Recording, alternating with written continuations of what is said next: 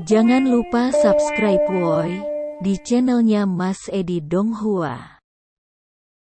Setelah mendapatkan pengakuan dari Sekte Hautien, Tangsan memutuskan untuk pergi berkunjung ke Akademi Sri Lanka. Karena tepat hari ini adalah hari perjanjian 5 tahun 7 monster Sri Lanka reunian. Ia tahu janji tersebut dari Master Xiao karena diceritakan dulu sebelum ia berangkat ke kota pembantaian, ia sempat mampir ke akademi dan bertemu dengan Master Xiao.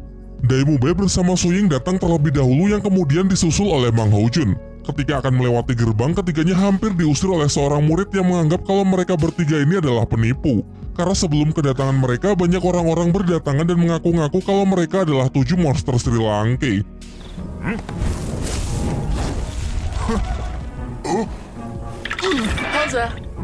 Tak lama setelah itu, Ning Rongrong juga datang untuk memenuhi janji yang telah mereka buat 5 tahun yang lalu. Namun sayangnya Oishike tidak bersamanya karena seperti yang sudah kita tahu bahwa Oishike memutuskan untuk pergi dari Sekte Cahaya Kibau dan berjanji akan kembali setelah mendapatkan kekuatan yang cukup untuk bisa melindungi Ning Rongrong. Tangsan kemudian datang untuk melengkapi acara reuni tersebut. Namun karena penampilannya yang telah sangat jauh berubah, teman-temannya tidak bisa langsung mengenalinya dan justru menganggap kalau Tangsan ini palsu sementara Tangsan yang asli telah ia celakai. 你们听我解释。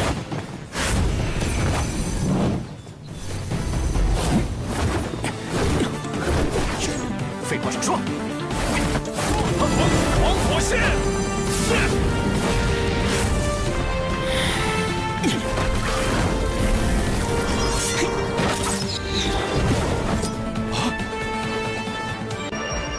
Ketika pertarungan pecah, sebenarnya Tangsan sudah cukup membuktikan keasliannya dengan kekuatan roh pelindung rumput biru perak dan senjata rahasia yang menjadi ciri khasnya. Namun teman-temannya sengaja melakukan prank agar situasi reuni menjadi lebih seru.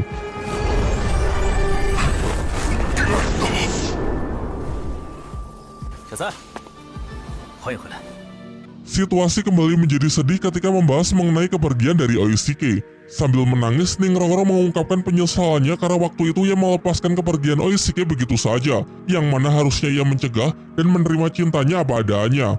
Kini setelah sekian lama ia tidak tahu keberadaannya, bahkan masih hidup atau sesuatu yang buruk mencelakainya, mengingat dunia Dauluo sangat keras sementara Oishike hanyalah master tipe makanan. Guru Zhou kemudian datang dengan maksud ingin menghajar orang-orang yang mengaku sebagai 7 monster Sri Lanka, namun ekspresinya seketika langsung berubah ketika tahu kalau mereka ini adalah murid-muridnya yang asli. Guru Zhou kemudian menjelaskan mengenai keadaan Akademi Sri Lanka yang sudah sangat membaik selama 5 tahun terakhir. Hal ini berkat mereka yang dulu memenangkan turnamen elit Akademi Roh sehingga membuat nama Akademi semakin populer dan banyak diminati. Selain itu, karena mereka juga membawa nama baik dari Kekaisaran Tiando, keluarga kerajaan pun juga memberikan berbagai macam privilege, terutama di sektor fasilitas dan pendanaan guna membangun akademi menjadi lebih besar. Tentunya kejayaan dari Akademi Sri Lanka tak lepas dari kehebatan para gurunya, terutama Master Xiao. Bahkan sang kaisar pun sampai menemuinya secara pribadi untuk mengangkatnya sebagai ketua Master Roh dan memberinya kepercayaan penuh untuk membimbing para Master Roh muda anggota kekaisaran dalam mengembangkan potensi serta kemampuan mereka. Bicara soal kemampuan, Dai Mubei kini sudah mencapai level 64. Su Ying dan Ning Rongrong baru saja mencapai level 60, sementara Mang Houjun cukup tertinggal karena masih berada di level 57. Namun kendati demikian, kemajuan mereka bisa dikatakan benar-benar luar biasa yang bahkan sanggup mengungguli generasi emas dari Balai Roh Pelindung sekalipun. Di waktu yang bersamaan kita diperlihatkan sebuah tempat dingin bersalju yang mana terdapat sekumpulan pemburu yang bekerja sama untuk menaklukkan seekor siluman roh berusia 25.000 tahun. Setelah siluman roh berhasil dilumpuhkan, salah seorang dari mereka maju untuk menyerap kekuatan cincin roh dari siluman tersebut. Dan ternyata orang tersebut adalah Oishike. Diceritakan bahwa selama berkelana di dataran Dauluo, ia berafiliasi dengan beberapa master roh untuk saling bekerja sama membentuk sebuah tim. Namun sebagian besar anggota tim mulai tidak menyukainya. Mereka merasa kalau Oishike hanya master roh tipe support yang derajatnya tidak lebih tinggi dari mereka. Namun entah mengapa ketua tim sangat segan terhadapnya dan cenderung lebih mengutamakannya ketimbang anggota tim yang lain. Kedengkian yang mulai timbul di pikiran mereka semakin menjadi besar ketika mereka melihat siluman roh yang Oishike serap memiliki atribut tulang roh. Mengingat tulang roh adalah atribut yang sangat langka dari seekor siluman roh, membuat mereka sangat tertarik untuk memilikinya hingga akhirnya memutuskan untuk melakukan pengkhianatan demi merebutnya secara paksa. Sang ketua tim yang diketahui bernama Haute mencoba meredam amarah dari para anggota tim yang membelot agar menunggu sampai Oishike selesai melakukan kultivasi, baru merundingkan siapa yang cocok menjadi pemilik dari tulang roh tersebut. Namun usulannya tersebut mereka tolak mentah-mentah dan justru langsung melancarkan serangan kepada Oishike yang masih dalam kondisi lemah pertahanan. 开我！你，夜不锁。 Secara level, kekuatan roh Haoto memang lebih unggul dari para anggotanya, tepatnya di level 76, sementara yang lain rata-rata hanya berada di level 60. Namun meskipun demikian, nampaknya 5 lawan 1 tetaplah bukan pertarungan yang adil. Ia masuk ke dalam jebakan lawan yang memiliki kemampuan suara pelumpuh sementara, dan kesempatan ini kemudian dimanfaatkan musuh untuk mengganggu proses penyerapan cincin roh dari Oishike. Dengan skill ke-7 dari kemampuan roh pelindung jenis hewan buas, yakni beruang iblis, Haoto mengamuk demi melindungi Oishike setidaknya sampai proses kultivasinya telah selesai. Usahanya tersebut tidak sia-sia. Oishike yang sudah kembali bangkit segera berusaha membantu Haoto untuk memberikan perlawanan dan mengendalikan situasi. Terciptalah kabut pekat dari hasil benturan dua kekuatan roh. Hal itu dapat dengan baik Oishike manfaatkan untuk menyamarkan dirinya dan melancarkan serangan menggunakan senjata rahasia yang dulu ia peroleh dari Tangsan. Tetapi tetap saja sebagai seorang Master Roh tipe support, ia cukup kewalahan jika harus bertarung sendirian. Dua Master Roh musuh yang masing-masing memiliki kekuatan elemen es dan buru gagak hitam mengejarnya habis-habisan hingga masuk ke dalam hutan.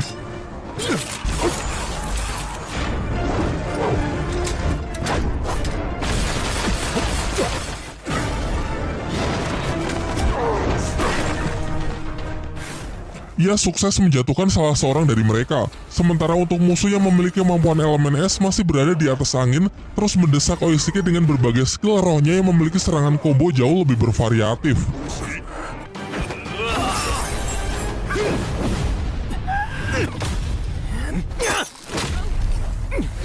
Setelah lolos dari maut, ia berencana untuk mengeluarkan skill terbarunya, yaitu skill ke-6 yang bernama Sosis Cloning. Untuk itu ia segera terbang menuju darah Haoto yang tadi sempat berceceran, dikarenakan skill ke-6-nya ini hanya bisa diaktifkan setelah ia menyerap sedikit darah dari Master Roh yang ingin ia cloning kemampuannya. Barulah setelah syarat terpenuhi dan skill ke-6-nya telah aktif, ia hanya tinggal memilih skill mana yang ingin ia copy dari Master Roh tersebut, lalu dengan bebas ia bisa merilisnya seolah-olah itu adalah skillnya sendiri.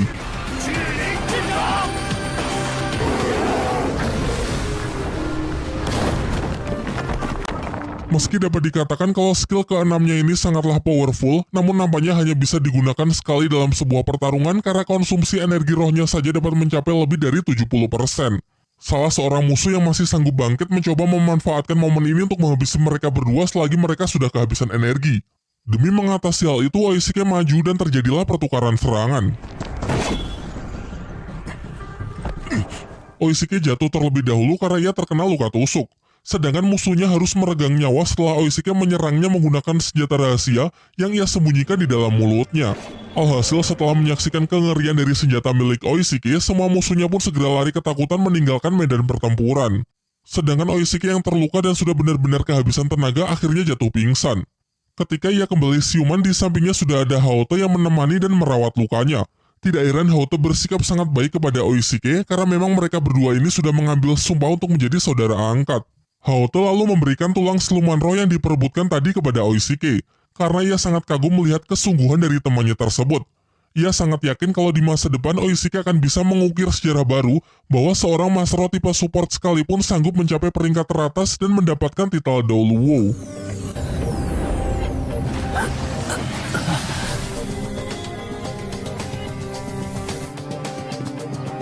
Shoro, 等我回来。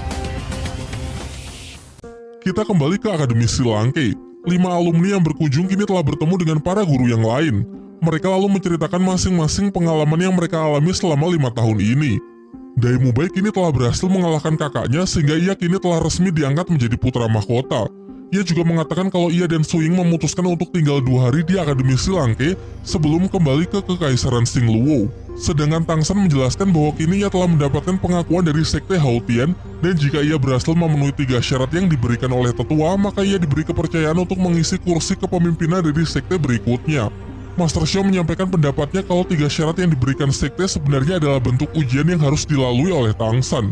Berlatih sampai level 80 akan menguji keteguhannya, sementara membunuh pemimpin dari Balai Roh Pelindung dan mendapatkan cincin roh 100.000 tahun berarti menguji keberanian dan kecerdasannya. Semua ini tentu para tetua lakukan demi membangun masa depan dari Sekte Haotian agar kelak Sekte Haotian bisa menunjukkan kembali eksistensinya di dataran Douluo.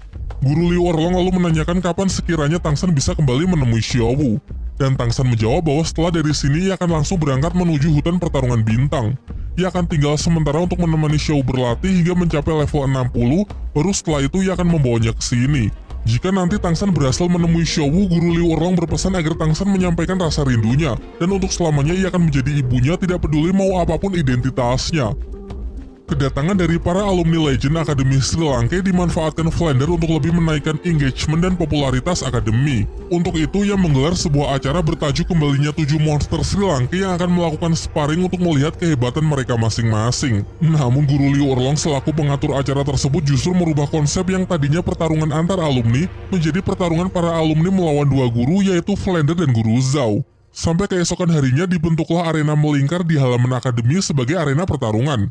Kelima alumni Sri Lanka datang bersama Master Xiao dan masing-masing dari mereka mengenakan topeng untuk memberikan kesan misterius. Sebelum pertarungan dimulai, Flander memperkenalkan para alumni sebagai juara dalam turnamen Akademi Roh paling bergengsi sedataran Doluo, dan sekarang mereka akan menunjukkan betapa hebatnya Master Roh lulusan dari Akademi Sri Lanka. Yang pertama, Tang San Master Roh tipe pengendali level 59, Demu Bei Master Roh tipe penyerang depan level 64, Mang Hojun tipe penyerang depan level 57, Susu King tipe penyerang samping level 60, dan Ning Rongrong tipe support level 60.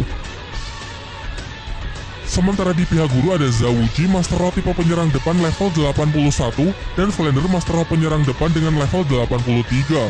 Aturannya jika tim alumni sanggup bertahan sebelum 3 dupa habis terbakar, maka mereka akan dinyatakan sebagai pemenang. Pertarungan pun dimulai. Guru Zhao merilis skill roh kelimanya, yaitu tekanan gravitasi guna untuk membatasi pergerakan dari Tang San dan kawan-kawan. Ia kemudian maju dan langsung mengincar Daimyo Bai.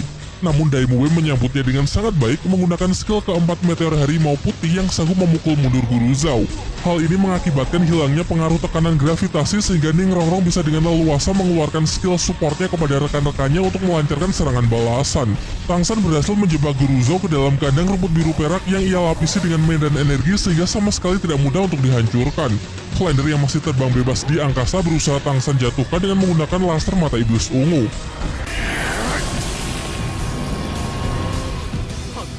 Dan jika masih kurang, Mang Hojun dengan skill terbarunya yaitu skill kelima Meteor Phoenix sudah lebih dari cukup untuk membuatnya kewalahan. Selanjutnya, Mubai juga unjuk kebolehan dengan skill terbarunya yaitu skill roh ke-6 serangan kematian harimau putih untuk menjatuhkan Guru Zhao.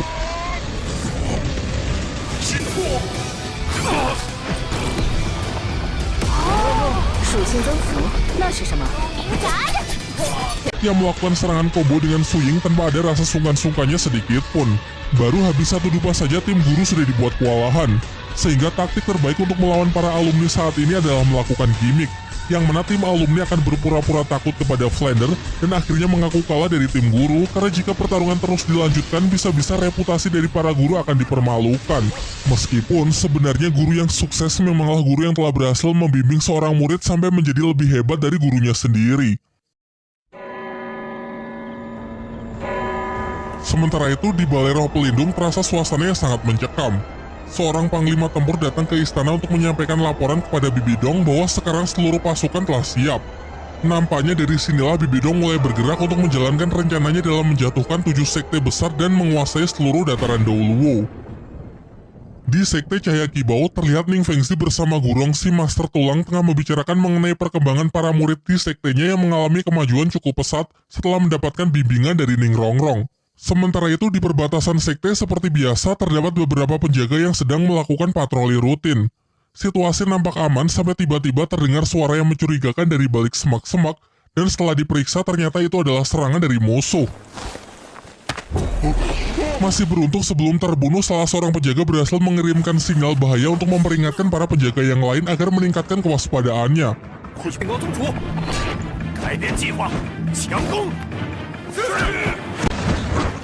Di benteng sekte, para penjaga cukup bisa menahan para musuh berkat senjata rahasia dari Tang San. Sayangnya hal itu tidak bisa bertahan lama sampai Master Roh musuh berhasil menghancurkan benteng tersebut dan mulai memasuki area sekte. Lebih jauh masuk ke dalam, korban pun mulai berjatuhan dan satu persatu penjaga dibantai dengan kejamnya. Chen Xing sang Master Pedang segera mengambil tindakan untuk menghentikan para musuh dan mencegah agar mereka tidak masuk lebih jauh lagi.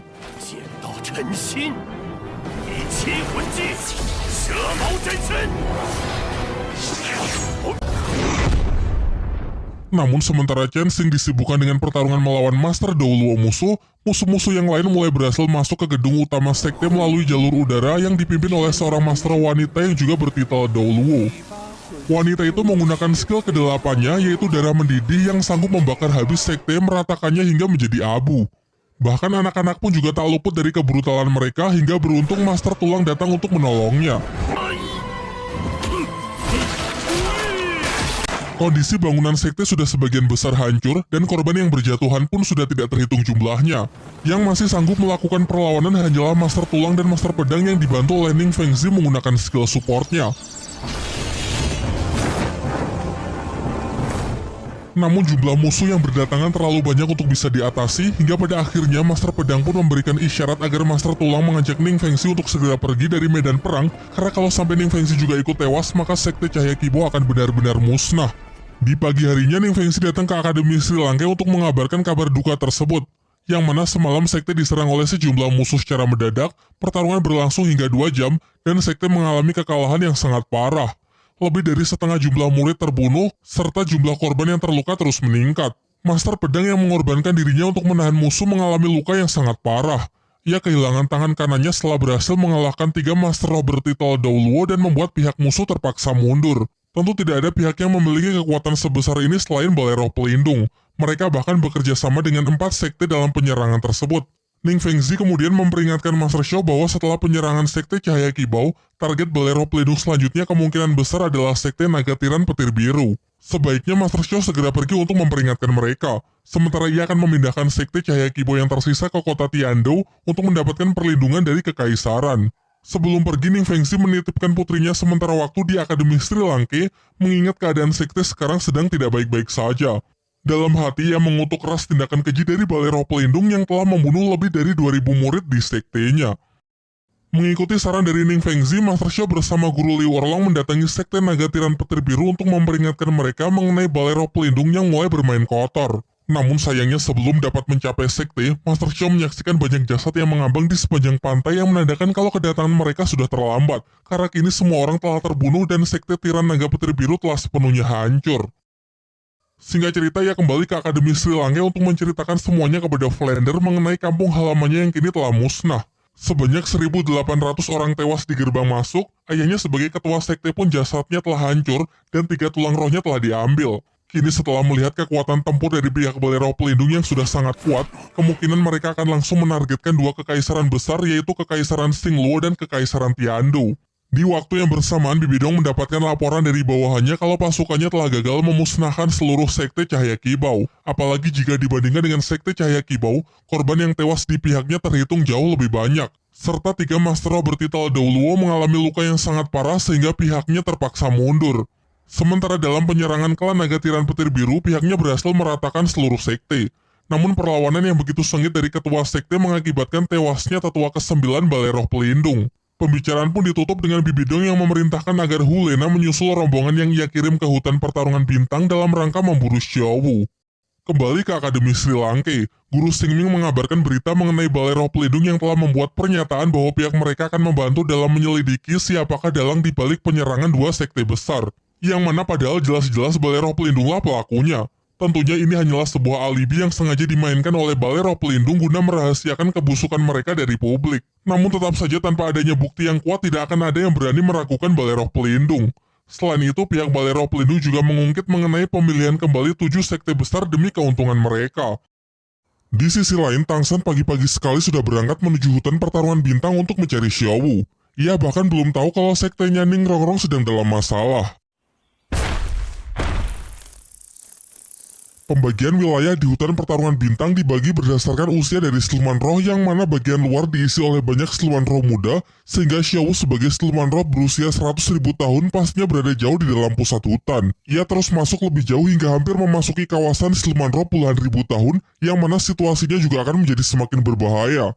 Melalui kemampuan tulang roh kebijaksanaan dan medan rumput biru perak, ia bisa merasakan kalau di depan ada beberapa makhluk asing yang sedang berkumpul, kemungkinan besar adalah para mastro yang sedang berburu cincin. Untuk berjaga-jaga, Tang San menggunakan teknik unik semacam proyeksi astral untuk memastikannya. Teknik ini ia lakukan dengan cara memusatkan energi spiritual ke satu arah dan bersatu dengan rumput biru perak sekitar untuk dapat melihat hingga 1,5 km jauhnya. Ternyata mereka ini merupakan tim khusus bentukan balai roh pelindung yang kemungkinan ditugaskan untuk mencari Xiaowu. Sementara ia sendiri juga belum bisa menemukan Xiaowu, ia pun memutuskan untuk mendekati tim dan mendapatkan simpati agar diizinkan bergabung. Dengan penampilan fisik yang telah jauh berbeda, pastinya tak ada yang menyadari kalau ia sebenarnya adalah Tang San. Sebagai pancingan, ia yang cuma sendirian bertarung melawan 4 Master Roh sekaligus dari pihak balai roh pelindung dan hanya dalam sekejap ia berhasil mengalahkan mereka.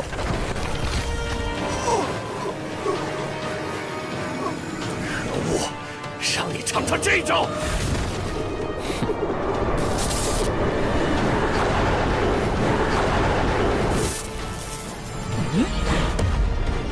这是。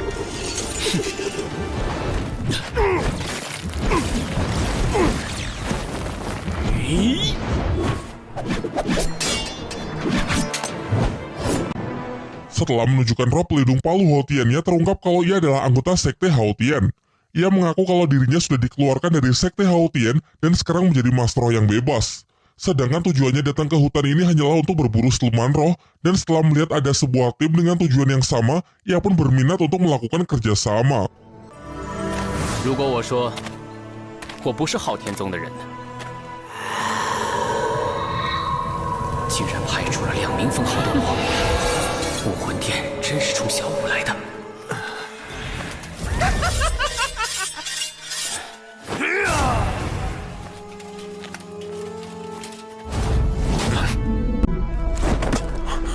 Ketika suasana sedang tegang-tegangnya, Hulena tiba-tiba datang dan langsung mengenali pria di hadapannya adalah Tang Yin. Hulena lalu menjelaskan bahwa Tang Yin adalah temannya yang dulu sudah membantunya keluar dari kota pembantaian. Dari ekspresi dan gelagatnya terlihat jelas kalau Hulena ini memiliki perasaan kepada Tang San. Ia bahkan secara terang-terangan mengatakan kalau ia bersedia jika dimintai bantuan untuk mencari siluman roh. Master Roh tipe api yang bernama Yan sudah sejak lama menyukai Hulena. Tentu saja emosinya langsung tersulut ketika menyaksikan Tang San yang bersikap sok keren. Di sini Tang San memang sangat pandai dalam membaca dan menguasai situasi. Ia memanfaatkan perasaan Hulena untuk mendapatkan perlindungan dari desakan balai roh pelindung.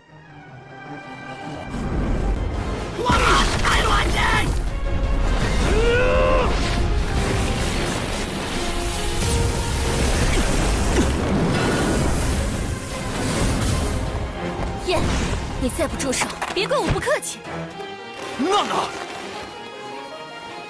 Hulena yang termakan pesona Tang San sontak menunjukkan sikap lembutnya lalu mengundangnya untuk bergabung di campnya dengan alasan ia ingin membicarakan mengenai hasil latihan pengendalian medan dewa pembunuh yang dulu sama-sama mereka dapatkan. Singkatnya, setelah mendapatkan kepercayaan dari Master Hantu dan Master Krisan melalui Hulena, akhirnya Tang San pun diizinkan untuk bergabung di timnya. Di sisi lain, Ning Fengzi dan Master Xiao mendatangi istana Kekaisaran Tiando untuk membicarakan mengenai balai roh pelindung bersama sang kaisar. Master Xiao mengutarakan pendapatnya bahwa kini balai roh pelindung sudah memiliki lebih dari 70% kekuatan di dataran Dauluo sehingga menjadi luar biasa kuat. Untuk bisa melawannya, ia menyarankan agar Kekaisaran Tiando membuat aliansi dengan Kekaisaran Xingluo untuk bekerja sama melawan balai roh pelindung, karena hanya dengan cara itu balai roh pelindung bisa dikalahkan. Meskipun jika dilihat dari sejarahnya, hubungan dua kekaisaran ini terbilang kurang baik, asalkan memiliki kepentingan dan tujuan yang sama maka pasti bisa dipersatukan. Pembicaraan pun ditutup dengan Master Xiao yang akan mengambil tanggung jawab untuk melatih pasukan tempur kerajaan Tiando dan mempersiapkan para Master Roh untuk bisa maju ke medan perang lebih awal. Kembali ke hutan pertarungan bintang, terlihat Master Hantu yang meminta Hulena agar mendekati Tang Yin untuk mengorek informasi mengenai situasi internal dari Sekte Haotian dan alasannya dikeluarkan dari sekte tersebut. Ia juga memberikan harapan kepada Hulena bahwa dirinya bisa bersama Tang Yin asalkan bisa membujuknya untuk bergabung dengan pihak Balai Roh Pelindung. Di dalam tenda, Yan terlibat adu mulut dengan Tang San. Ia memperingatkan Tang San jika Tang San sampai berani mencoba mendekati Hulena, maka pasti ia akan membunuhnya. 你有那个能力吗？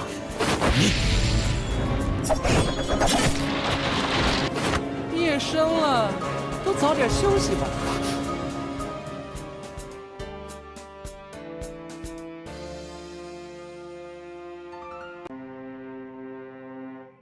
Di pagi harinya, Yan membawakan makanan untuk Hulena. Namun setelah dicek ternyata tendanya malah kosong. Karena ternyata Hulena justru mendatangi tenda Tang San untuk memberi Tang San sarapan.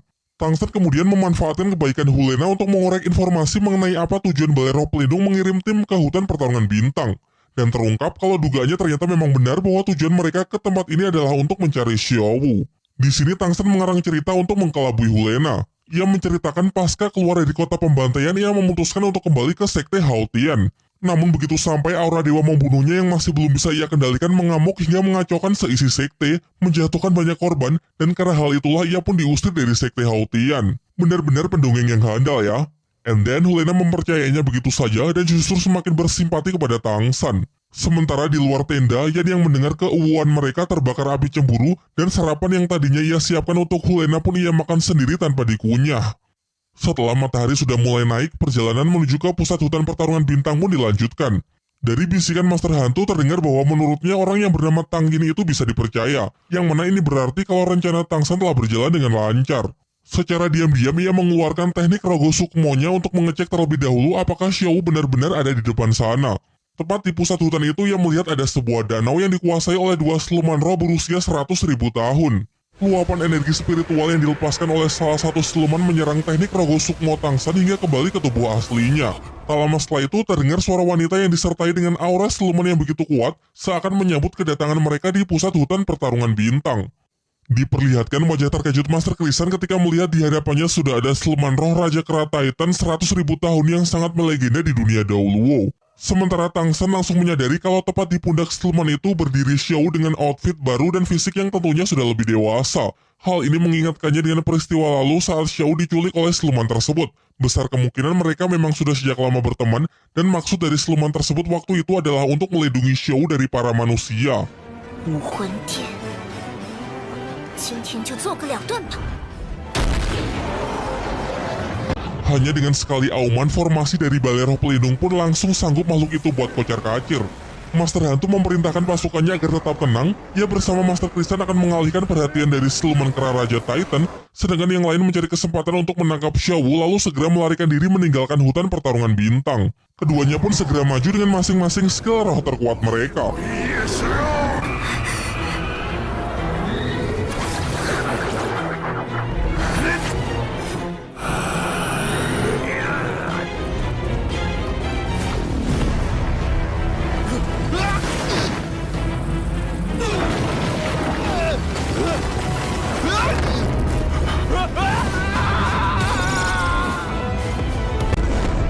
Master Krisan yang berupaya membantu pun juga tak sempat mengeluarkan skill rohnya setelah kemunculan satu siluman lagi, yakni siluman banteng sanca ungu.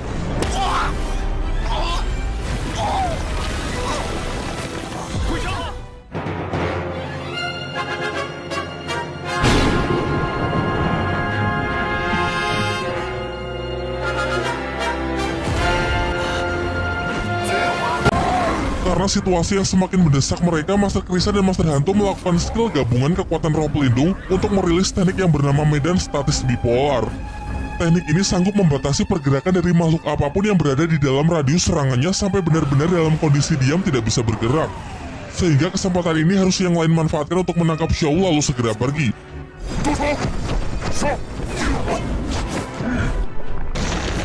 Sebisa mungkin Xiaowu melakukan perlawanan dan menghindari gempuran dari Master Roh kelas atas. Sedangkan Tang San yang menyaksikan hal itu akhirnya mulai bertindak dengan melumpuhkan si Yue dalam sekali serang.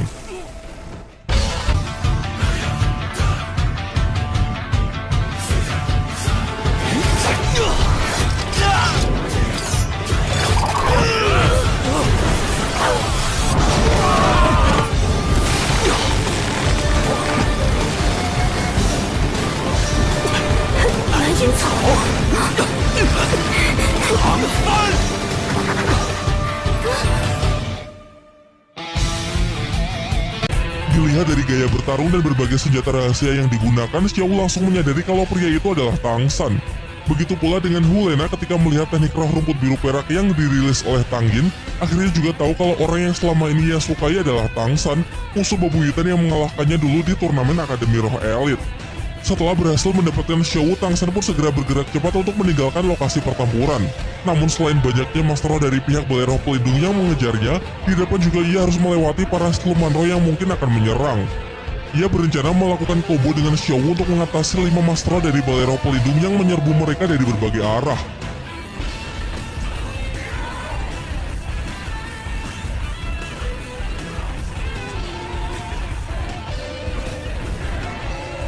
satu Master Roh berhasil Tang San atasi dengan teknik kandang rumput biru perak. Selanjutnya Xiao ditugaskan untuk menyibukkan salah satu musuh, sedangkan Tang San melawan 3 Master Roh sisanya. Menggunakan senjata rahasia yaitu undangan Dewa Kematian, 2 musuh berhasil dilumpuhkan. Selanjutnya, satu Master Roh penyerang samping yang memiliki gerakan begitu cepat hingga Tang San harus mengorbankan tubuhnya dengan menerima serangan agar bisa menangkap Master Roh tersebut.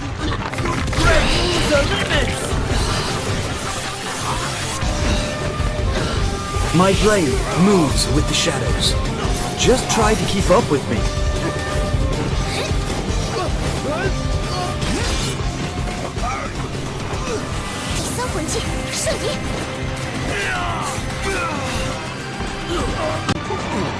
Setelah berhasil lolos dari serangan tersebut, masalah kembali muncul karena kini mereka berdua telah memasuki kawasan siluman roh berusia puluhan ribu tahun. Sialnya lagi, mereka harus melawan siluman roh laba-laba berwajah iblis dengan usia 30.000 tahun. Bahkan kekuatan spiritual Tang San sampai tidak menyadari kehadirannya karena makhluk ini memiliki kecerdasan untuk menyembunyikan hawa keberadaannya.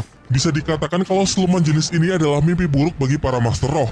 Karena memiliki pergerakan yang begitu cepat, racun yang sangat mematikan, serta yang paling mengerikan adalah kecerdasannya untuk bisa menyusun strategi guna menjebak targetnya.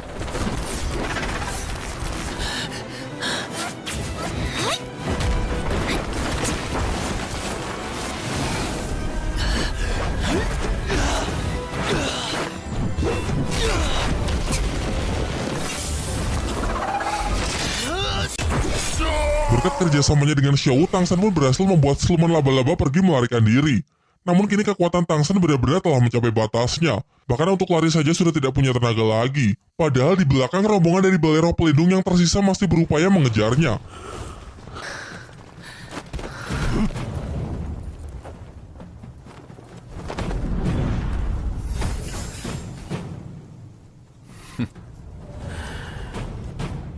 Qiang入末时，何必再做无谓的挣扎？ Para Master Roh Balai Roh Pelindung yang sudah mengepung Tang San mengeluarkan teknik perwujudan roh pelindung kemudian menyatukan kekuatan untuk mendesak Tang San.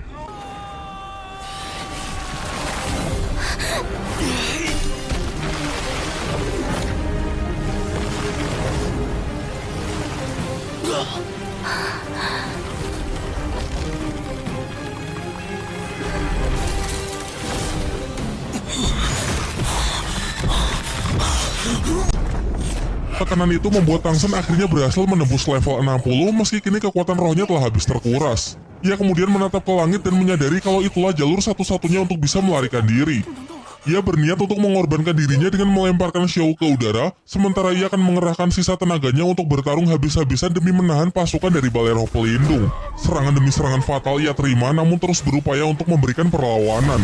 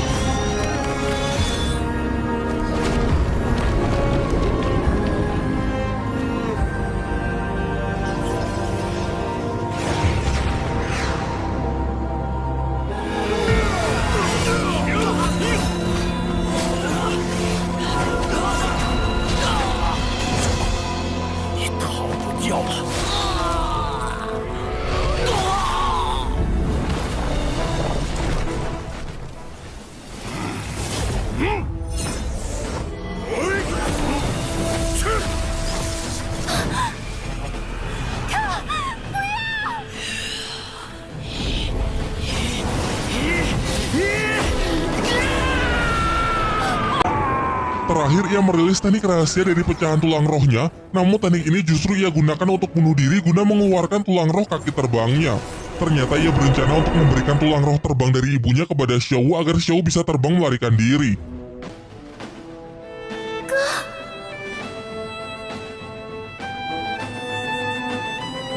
要是有一天，有很多人想要杀我，那些人又是你打不过的。Akan tetapi Xiao tidak menginginkan pengorbanan dari Tang San tersebut, dan ialah yang justru ingin mengorbankan dirinya untuk Tang San. Ledakan dari kekuatannya menciptakan medan energi yang menghempaskan para Master Balai Roh pelindung. Karenanya juga Daming dan Erming pun telah berhasil meloloskan diri dari kekangan Master Krisan, kemudian segera menuju lokasi. Dijelaskan bahwa ketika siluman roh berusia 100.000 tahun mati, maka akan menciptakan sebuah medan energi yang tidak bisa ditembus. Master Krisan juga menjelaskan bahwa apa yang dilakukan Xiao berbeda dengan apa yang dilakukan oleh Ibu Tang San, yang mana pengorbanan yang diberikannya ini bisa dikatakan jauh lebih sadis. Karena tidak hanya mengorbankan kekuatannya, namun ia juga mengorbankan jiwanya. Dulu saat Tang Hou mendapatkan cincin roh 100.000 tahun dari Ahin, tubuh Tang Hou sudah cukup kuat untuk bisa menerimanya karena Tang Hou sudah berada di level 90. Sehingga karena Ahin hanya menyerahkan kekuatannya saja, maka Ahin masih bisa hidup dan hanya perlu berkultivasi dari nol lagi. Tentu metode yang sama tidak akan bisa dilakukan kepada Tang San yang masih berada di level 60, sehingga Xiao memilih cara yang lebih sadis, yaitu memberikan jiwa dan dirinya sepenuhnya kepada Tang San. Dengan cara ini, tidak peduli mau berapapun level kekuatan dari Tang San, proses penggabungan cincin roh dengan dirinya pasti akan berhasil. Namun sebagai konsekuensinya, Xiao akan benar-benar mati dan tidak akan pernah bisa terlahir kembali. Master Krisan yang merasa kalau sudah tidak ada kesempatan lagi untuk bisa menangkap Xiao, mengajak semuanya agar segera mundur dan kembali ke Balai Roh Pelindung.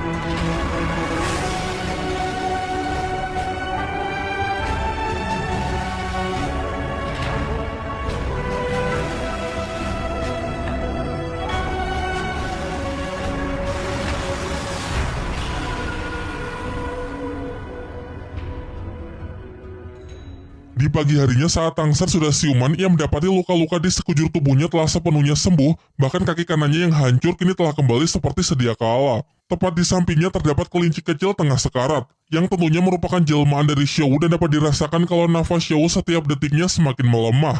Di tengah kesedihannya, Tang San melihat bunga langka yang dulu pernah ia berikan kepada Xiao dan memang selalu Xiao simpan. Tang San teringat kalau bunga ini memiliki kemampuan untuk mengembalikan kehidupan yang telah hilang, sehingga ia berpikir masih ada harapan bagi Xiao untuk mendapatkan kehidupannya kembali. Dan benar saja, kelopak dari bunga langka dapat Xiao serap dengan cepat karena memang bunga tersebut telah memilih Xiao sebagai pemiliknya. Perlahan-lahan Xiao dapat bergerak dan kembali bisa membuka matanya. Terhitung sudah 7 hari berlalu, namun Tang San tak sejengkal pun bergeser dari tempatnya dan masih setia untuk menemani Xiao di dalam pelukannya. Hingga pada akhirnya tubuhnya yang pastinya sudah kelelahan jatuh pingsan. Di dalam alam bawah sadarnya, ia melihat Xiao dengan cincin merah yang melingkar di tubuhnya serta 2 roh pelindung Tang San di kedua tangannya. Di saat yang bersamaan, Tang San dapat merasakan kalau semua atributnya mengalami peningkatan yang cukup signifikan serta level kekuatan rohnya yang kini telah mencapai level 65. Hal ini tentu saja karena Xiao yang memang sudah memberikan keseluruhan dari jiwanya. Meski sudah beberapa kali membuka mata, Erming mengatakan kalau sekarang jiwa Xiao hampir tidak ada karena yang tersisa hanya tinggal tubuhnya saja. Namun ia mengungkapkan kalau masih ada satu cara untuk Tang San lakukan agar bisa memulihkan Xiao.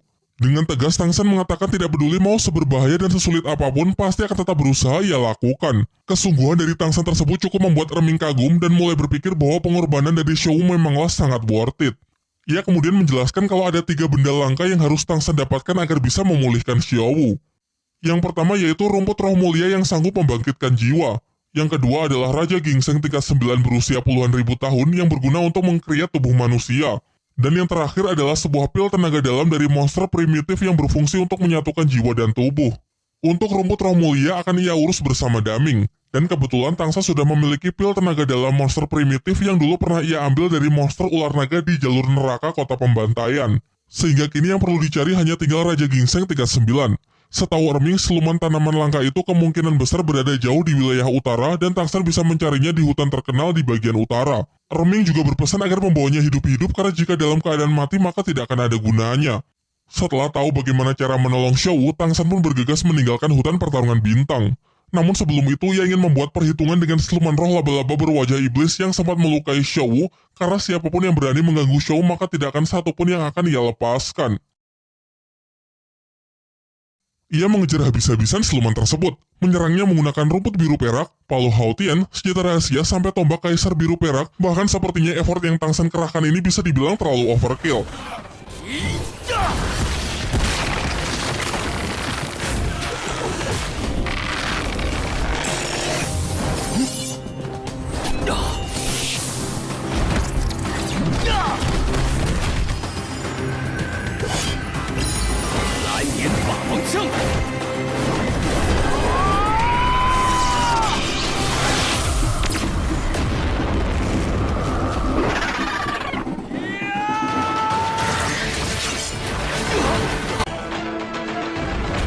Di samping itu, ia juga bisa menggunakan berbagai skill orisinil milik Xiao, salah satunya adalah skill keempat perisai tak tertembus untuk menghancurkan tubuh siluman itu dari dalam. Setelah siluman mati, Tang San menyerap kekuatannya yang kemudian ia tambahkan untuk memodifikasi tulang roh kaki laba-labanya. Kini berkat itu ia mendapatkan mode baru yang nampak seperti Kamen Rider bernama perisai cincin es.